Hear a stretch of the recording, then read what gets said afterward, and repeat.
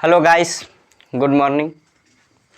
आज हम लोग पढ़ते हैं एलसीएम, जिसको इंग्लिश में लिस्ट कॉमन मल्टीपल कहा जाता है और हिंदी में लघुत्तम समापवर्तक। तो चलिए अब हम लोग जानते हैं कि ये लघुत्तम समापवर्तक क्या होता है।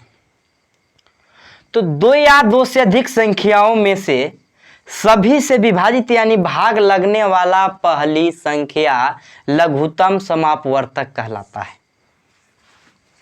जैसे हम लोग देखते हैं 6, 4 और 8 को देखते हैं, एलसीएम निकालते हैं कि ये 6, 4, 8 का एलसीएम क्या होगा।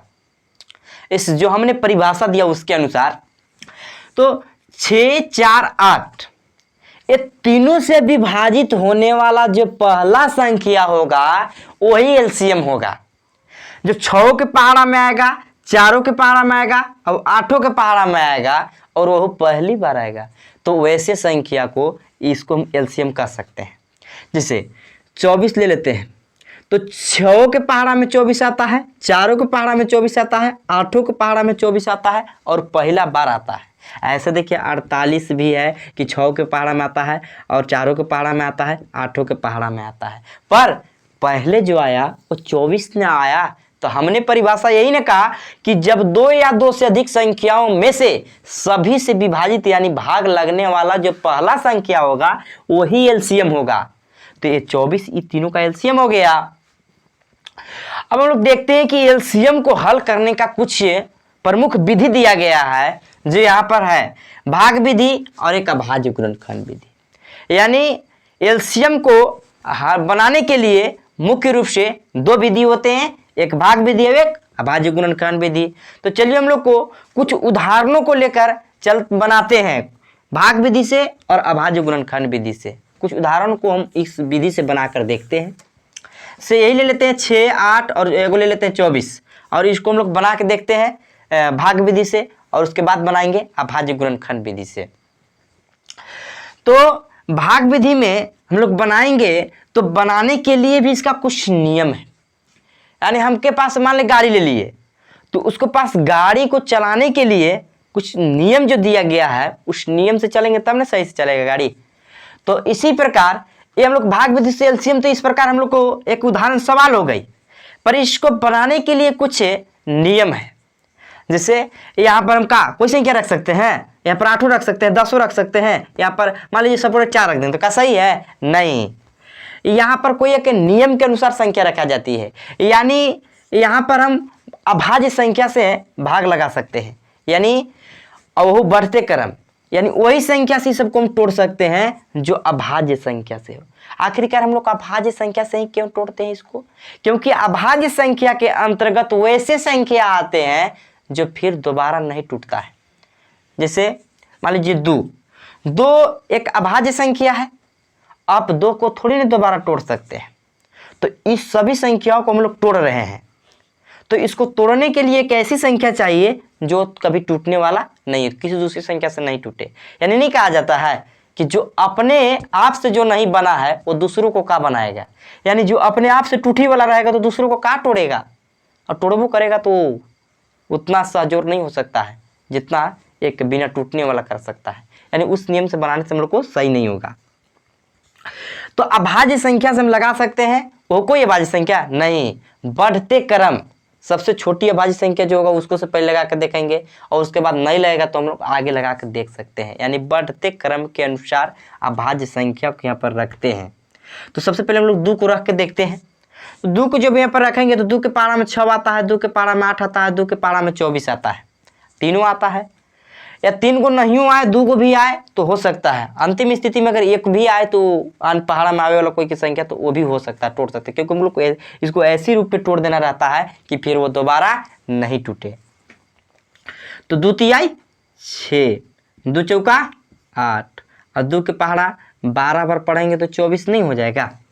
उसके बाद हम लोग देखते हैं कि ये टूटने वाला है कि नहीं है। टूटने वाला है तो कौन संख्या से टूटेगा? तो फिर हम लोग 2 से देख लेते हैं। 2 के पहाड़ा में 3 नहीं आता है, लेकिन 4 तो आता है, 12 तो आता है, इसलिए हम लोग फिर 2 से लगाएंगे। 2 के पहाड़ा में 3 नहीं आता है, 3 10 के 10 उतरेगा और 2 दूना के 4, 2 छक 12। उसके बाद हम लोग देखते हैं कि फिर यहाँ पर टूटने वाला है कि नहीं। अगर टूटने वाला होगा तो कौन संख्या से टूटेगा उसकी हम लोग देखते हैं। अगर 2 से लगाते हैं 2 के पारा में 3 नहीं आएगा, 2 के पारा में 2 आता है और एक 6 आता है, तो हम लोग 2 से लगाएंगे तो 3 नहीं आता, 3 जैस के 10 रहेगा, 2 एकम 2, 2 तिहाई 6। अब देखिए 3 देखिए 3 से अगर लगाते हैं, 3 एक प्रकार का भाज्य संख्या है कि नहीं, यानी बिना टूटने वाला संख्या है, तो 3 से हम लोग लगा सकते हैं क्योंकि 3 के पारा में ये देखो 3 आने वाला, अब एक 3 आने वाला, 2 हो गया ना क्या, तो 3 एकम 3, 1 एकम 1 और 3 एकम 3। अब अंतिम स्थिति हो गई, अब तो टूट नहीं सकता है, एक को आप नहीं टूट सकते हैं, तो अब यहाँ पर लिख सकते हैं LCM बराबर, यहाँ पर जो संख्या आई है उसको आप गुना के रूप में लिखिए। सबसे पहले 2 गुने 2 गुने 2 गुने 3, यानी 2 दूना के 4, 4 दूना के 8 और 8 3 के 24, यानी 6, 8 और 24 का एलसीएम 24 होगा। क्योंकि हमने जो परिभाषा बताए थे कि जो 2 या 2 से अधिक संख्याओं में से सभी से विभाजित होगा वो पहली बार वही ना एलसीएम होगा। तो देखिए ये तीनों से विभाजित होने वाला 24 पहली बार ये संख्या है जो तीनों से विभाजित होती है। वैसे 48 भी है लेकिन ये पहली बार तो 24 से ना आया, इसलिए 6, 8 और 24 का एलसीएम 24 होगा। और इसको हम लोग अब देखते हैं अभाज्य गुणनखंड विधि से हल करके। तो हम लोग अभाज्य गुणनखंड विधि को हल करने से पहले जानते हैं कि यह अभाज्य गुणनखंड होता क्या है। तो किसी भी संख्या को आप वैसे रूप में तोड़ दीजिए कि फिर वह दोबारा टूटे नहीं, तो उसी को अभाज्य गुणनखंड कहा जाता है। यानी आप एक संख्या को तोड़ दीजिए, यानी टूटने वाला संख्या रहेगा वही नहीं टूटेगा, तो एक टूटने वाला संख्या को आप तोड़ दीजिए और वैसे संख्या में तोड़ दीजिए कि फिर वो दोबारा नहीं टूटे, तो उसी को गुना के रूप में लिख देना, अभाज्य गुणनखंड कहलाता है। क्योंकि अभाज्य यानी अभाज्य संख्या और गुना के चिन्ह रहा तो अभाज्य गुणनखंड नहीं रहा।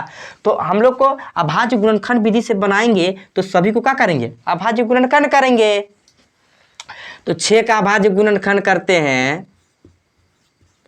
तो 2 तिहाई 6, हम 6 को तोड़ दिए 2 और 3 में, तो 2 किसी संख्या से नहीं टूटता है, 3 भी किसी संख्या से नहीं टूटता है, तो अगुना के चिन्ह ये है, तो अभाज्य गुणनखंड हुआ ना।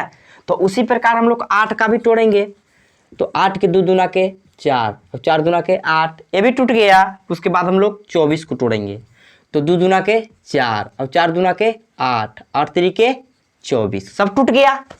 तो जब टूट गया तो सभी में जोड़ा मिलाएंगे, जोड़ा देखिए 3 वो संख्या है तो तीनों में जो मिलेगा वो भी एक जोड़ा उत्पन्न होगी, और अगर 2 को भी मिलता है तब पर भी चलेगा। तो देखिए ये तीनों में मिला तो लिख लिए, उसके बाद देखिए ये 2 को में मिल रहा है इसको भी लिख लो, उसके बाद देखो ये 2 को में मिल रहा है उसको भी लिख लो। अब यहाँ पर 3 देखो ये भी मिला ना तो इसको भी लिख लीजिए। उसके बाद हम लोग लिखेंगे LCM, उसके बराबर देखो उस LCM के बराबर यहाँ 2 के जोड़ा मिला हम 2 लिख सकते हैं। उसके बाद देखिए फिर 11 2 है उसको भी लिख सकते हैं, उसके बाद 11 2 है जोड़ा में इसको भी लिख लीजिए, उसके बाद 3 है लिख लीजिए और गुना कीजिए, 2 दूना के 4, 4 दूना के 8, 8 3 के 24। तो देखिए आया ना, भाग विधि से बनाए तो 24 ही आया और अभाज्य गुणनखंड विधि से भी बनाए तो 24 ही आया। तो देखिए ये भाग विधि, अब ये अभाज्य गुणनखंड विधि। तो बस मैं इस वीडियो को यहीं तक रोकता हूँ। जय हिंद जय भारत।